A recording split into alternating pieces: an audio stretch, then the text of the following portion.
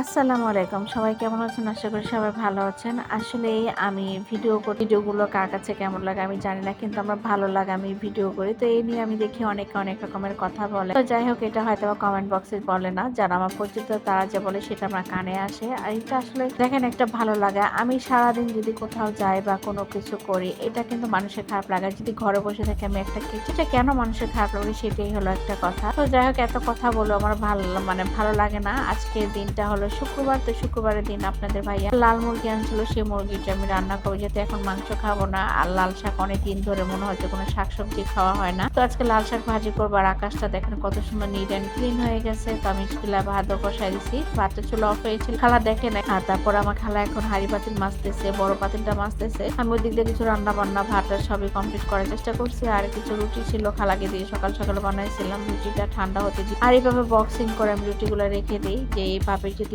রেখে দেয় তা যখন তখন রুটি ভাইজে খাওয়া যায়। তো আমার রুটিটা অলমোস্ট ঠান্ডা হয়ে গেছে দেখে কিন্তু আমি এখন বক্সে ভরতেছি। ভরে এটা আমি ফ্রিজে রেখে দিব। এভাবে যদি রাখেন আপনারা যখন তখন খেতে পারবেন। তারপর যাই হোক আমার কিন্তু রুটিটা এভাবে রেখে দিই। আমার কিছুই হয় না। অনেকটা দিন আমি রুটি রাখতে পারি। তারপর আপনাদের ভাই অনেকগুলো ভুট্টা আনছিল। সেখান থেকে মাত্র একটা ভুট্টা বাকি ছিল। এটা ভাবলাম যে এখন যদি কেউ না খায় তাহলে আমি খেয়ে ফেলবো। তো ছোট ছেলেকে দিয়ে আমি এটা ভালো করে তো এইভাবে কিন্তু ভুট্টা ছিলে তারপর লবণ মাখায় কিন্তু খায়। আর আপনার উত্তরতে যখন বা মাহিরে যখন পরে তখন সেই ভুট্টাটা পরে এইভাবে তারা অটো গ্যাসে পুড়ে তারপর তারা টমেটো সস দেয়, একটু তেঁতুলের সস আর লবণ, এই তিনটা তেঁতুলের সসের সাথে আপনার ঝাল কাঁচামরিচ সব মশলা নিয়ে তারপর তারা এইভাবে আপনার ভুট্টার মধ্যে মাখিয়ে দেয়। সেটা কিন্তু অনেক ভাল লাগে। কাঁচামরিচের মধ্যে দেখলাম তারা পুদিনা পাতা ধনিয়া পাতা সস তৈরি করে এই ভুট্টার মধ্যে মাখিয়ে দেয়। অনেকটা মজা লাগে। আপনারা যদি পোড়া খেয়ে থাকেন তাহলে অবশ্যই বুঝতে পারবেন। তারপর আমার ফাইনালি কিন্তু পোড়া শেষ। আমি শুধু লবণ দিয়ে আমার ছোট ছেলে খুব পছন্দ করে।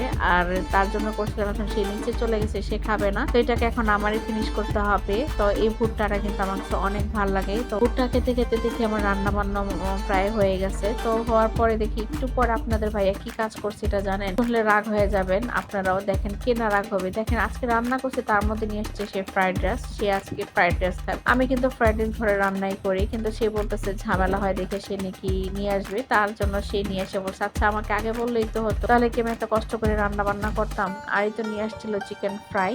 তো চিকেন ফ্রাই আর রাইস বাচ্চাদের জন্য খাবে, ওদের জন্য। আসলে আমাদের মানে বাসার পাশে এগুলোর মানে একটা রেস্টুরেন্ট আছে, সেখানে খাবারটা তৈরি করে। তো পাশে দেখে সে নিয়ে এসে বসছে, একটু বললেই তো। যাই হোক এখন এগুলো হলো আজকে আমাদের খাবার দাবার। আজকে আর ভিডিওটা বেশি লং করব না। আমাদের ভিডিওগুলো কে কোথা থেকে দেখছেন অবশ্যই জানাবেন। আর কে কি বললো না বললো সেটা কখনো মাথায় নেবেন না, যদি আমার মতো যে অনেকে ভিডিও মেক। তো আজকের মতো এখানে সবাই ভালো থাকবেন। আসসালামু আলাইকুম, আল্লাহ হাফেজ।